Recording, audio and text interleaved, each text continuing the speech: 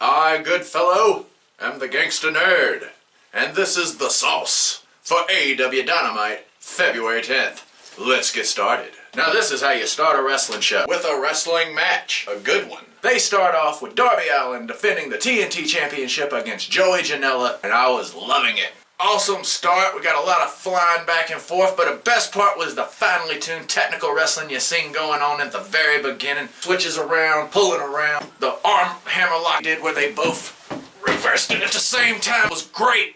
We did see some awesome spots like that suplex onto the apron. It was, that was brutal. But before you know it, Darby Allin nails the coffin drop. 1, 2, 3, it's over. I give it 5 cans of sauce. Next we're backstage as Sammy Guevara confronts MJF. I have been waiting for this. Sammy comes straight at MJF. Hey dude, I think you're trying to take over the inner circle. MJF flips it right on him. I think you're jealous. MJF either got nervous or got bored and tries to walk out with his phone. Sammy grabs his phone, throws it against the wall, hits him once, puts him down. It was a body shot. I'd been waiting for this to happen. Then it did. I loved it. 3 cans of sauce. I got excited about the next part. It was my favorite wrestler, Cody. And Lee Johnson against Pretty Peter Avalon and Caesar something. I really didn't know who this guy was. The match starts off fast and hot. There's quick tags in and out. Pretty Peter and Caesar really start taking it to Cody in the beginning. The Caesar guy's looking big, got Cody outside. Action goes back to the inside. Peter Avalon is going at it with Lee Johnson. And out of nowhere, the most dangerous move I know of, surprise roll up. Lee gets the win. I'm happy for him. I think they said his record was 0-29 till this point, so this is his first win. It was a good match. Emotional for Lee. 4 cans of sauce. Put my sauce back. Oh! I did it, my sauce! And the Young Bucks, the Good Brothers, they do a backstage promo. The Bucks call out the Good Brothers. Last week when they made their little move against Private Party, they distracted Nick. He got eliminated. That ain't cool. But the Good Brothers, being some silver-tongued snakes, and I mean, they got Carl Anderson. He's one of the best talkers I know of right now. They managed to talk the Bucks out of being angry, even say, you know what, we're gonna go challenge the Inner Circle. The Good Brothers were smooth. Something I particularly liked about this one is the Good Brothers go for the too sweet, which I would have done in a heart. Matt won't do it. Nick does. I think we're planting seeds. 3 sauces. We had another backstage segment with Hangman Page, one of my favorites, and Big Money Matt. I don't know why, but I just like him. Matt's like, good job last week, dude. I rented out a bar. You and me, we go get some drinks in. And Hangman's like, okay, if you're paying for it. As the Hangman goes to walk off, he passes the Dark Order. Awkward. I like that they're keeping the story with Hangman and Dark Order going. I like that they're going somewhere new with Matt Hardy. 3 cans of sauce for this segment. Next we got one of my favorites in Pac. Him versus Ryan Namath. Who's Ryan Namath? The bell rings and Pac is on this dude like Stink on Shut Your Mouth. Basically Pac just beats the living daylights out of this guy. I don't think he even got any offense in. It was a pummel. Pac's dragging the guy back to the corner. Climbs up on the top rope. I can't do that move. He does the broken arrow right into the brutalizer. Dude never had a chance in my opinion. Pac looks like a beast. 3 cans of sauce. Then we go into MJF and Chris Jericho versus The Acclaimed. Max Caster totally killed his freestyle coming to the ring. I loved it. They got MJF all taped up, selling his ribs after that punch from Sammy Guevara. Weenie. I'm gonna tell you, The Acclaimed come ready to fight. They start this thing off with a bang. Momentum was shifting back and forth. You had really good spots. MJF really does up the ribs. He's like, oh, I can barely do anything, but I'm here. Then it's seeming like the Acclaim have a real shot. Be an upset, right? Shenanigan. Jake Hager out of nowhere just almost dude. He lets his eyes off the prize. He turns around. Jericho with the Judas effect. He goes down. 1, 2, 3. It was a great match. I really thought I was going to see an upset. 4 cans of sauce. But we're not done yet. After the victory, Sammy Guevara comes out to the ring. He don't look happy. Jericho is like, dude, what's going on with you and MJF? Sammy looks right at him. He's real Franklin and goes, look, I told you back on December 9th, one more thing with MJF and I quit. And that's what he did. He walked out. I wasn't expecting that. Another 4 cans of sauce. And we're at the bar with Matt Hardy and Hangman Page. I don't think I'd go drinking with either one of these two. That's not true. I'd drink with Hangman Page. Matt Hardy is fake drinking, while Hangman Page is getting lit. Matt Hardy starts kissing his rear end a little bit. Hey dude, I know you don't want to be in a team, but I think I could do things for you. I got a deal I can make you. And then he hands him a contract. What I couldn't believe was Hangman accepted. Dude must have been drunk. You see Matt Hardy himself about half surprised. He collects his paper and basically runs away. I'm really looking forward to seeing how this plays out. 4 cans of sauce. That takes us right into the Sting promo with Tony Schiavone. I was looking forward to it. I was. Right as they're about to start, Sting gets interrupted by Taz. He's up on the big screen. He's in his truck with Hobbs and he says, "Hey, we're about to take a little trip to FTW land." Who'd want to go there? It sounds like a horrible place. Taz also says he's bringing somebody with him. The camera goes to the back of the truck and we see Ricky Starks and Brian Cage have tied up Darby Allin in a bag. They've got the bag tied to the truck and they take off with Darby Allin in the bag. Oh my God! Sting understandably leaves very quickly. This promo was quick. This promo was to the point. 4 cans of sauce.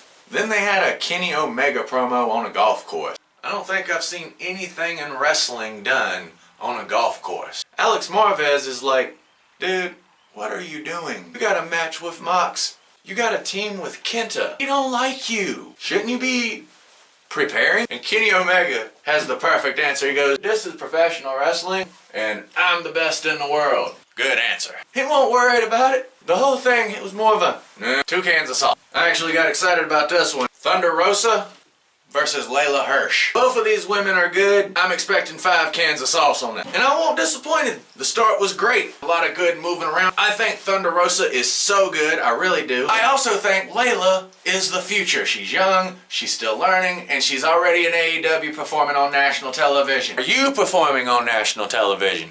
All the way through this match, we get real good technical wrestling. I can watch technical wrestling all day. I think you call it chain wrestling. I love it. As the match goes though, Thunder Rosa just looks like a powerhouse. Layla's staying with her. At one point, Layla actually cinches in an armbar, but Thunder Rosa counters. She picks her up, slams her back down, pin 1, 2, 3. It was absolutely awesome. Thunder Rosa moves on in the women's tournament. 5 cans of sauce! Then we get a Jungle Boy interview with Tony Schiavone. I was ready for that. What I got though was Jungle Boy cutting a promo on Dax from FTR. I was expecting him to be that super nice guy that I see on TV. Cut it short. He tells Dax he's gonna make him hit. Oh girl. No, he didn't. A very saucy 4 cans of sauce. And now we're ready for the main event. I've been waiting on this since I first found out about it. I'm going crazy just waiting. Kenta and Kenny Omega versus Jon Moxley and Lance Archer, no DQs. And when you know it, Kenta brought his challenge rights briefcase from IWGP. In IWGP, they have like a Money in the Bank briefcase where you have the right to challenge. We know about it. Well, Mox shows up with his IWGP US Championship. I'm over here just like, whoa. And it starts hot, because Kenta runs over on Mox and nails him with his briefcase. Mox goes down. He then runs and hits Lance Archer with it. Bad idea, boss. Because it really just made Lance Archer mad. Did it just get brighter in here? This match goes straight to chaos from the start. I love that. Omega and Kenta starting to work together and everybody's fighting like hell. They let us see Moxley and Kenta fighting a little bit. I wanted to see that. Out of nowhere, Omega nails him with a trash can. Now Kenta and Omega are massacring this guy with a trash can. But here comes Lance Archer with a ladder. And he just comes through cleaning house. Then they're outside. While Moxley and Kenta stay fighting in the ring. The match is everywhere, and it is awesome. As they're going through, Pretty Peter's there. Kenta picks him up, gets him on his shoulders, throws him and hits him with the go to sleep. I was like, damn, what did he do? As we go on, Lance Archer grabs Kenny Omega and puts him through Peter's little heart bed thing. I wonder if that thing gets him lucky. Kenta and Mox are now fighting in a kitchen.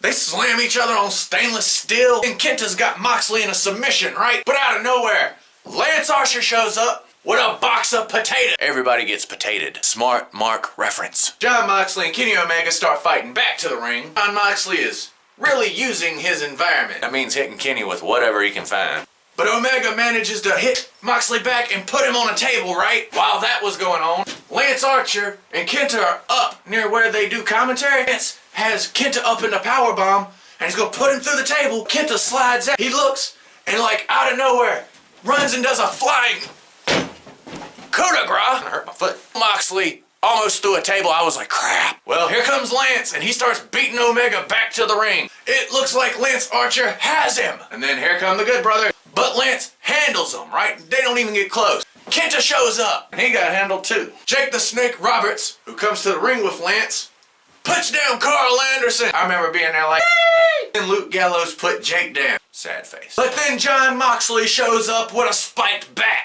I don't really like hardcore wrestling, but I'll go with it right now. He clears out the Good Brothers and Kenny Omega. But then Kenta, out of nowhere, surprises Moxley. He pops him up on his shoulders, right? And then he puts him in the go to sleep. And he's down. And then Kenny Omega has Jake the Snake Roberts set up on the ropes. And he's about to hit him with that V-trigger and does the thing. And right as he seems he's about to do it, Lance with a tackle. But now Moxley's out and it's 4-on-1, the brothers, Kenny Omega and Kenta against Lance Archer. Lance Archer starts taking the first interpromotional whooping on television. New Japan, AEW, Impact. I don't think WWE will do this anytime soon. Omega tries to pick up Lance Archer and the one-winged angel. He's a big guy. He's like, Good Brothers, come help me. The three of them together are able to like get Lance Archer up. He grabs his head, he puts him down, and then boom! Archer's down. 1, 2, 3. Omega and Kenta win this one. Oh my god. Can somebody send me my sauce? 5 cans of sauce! Dynamite tonight was awesome. It's what I've been waiting for. It's what I've been dreaming of. Wrestling that acknowledges other wrestling is wrestling out there. Tonight's show was so great, I give the entire show 4 cans of sauce. So I really appreciate you watching. It means the world to me. If it ain't no trouble, hit the like, hit subscribe, tell me what you want to hear in the comments. I'm Walt, the most gangsta nerd on YouTube, and I'll be seeing you soon enough.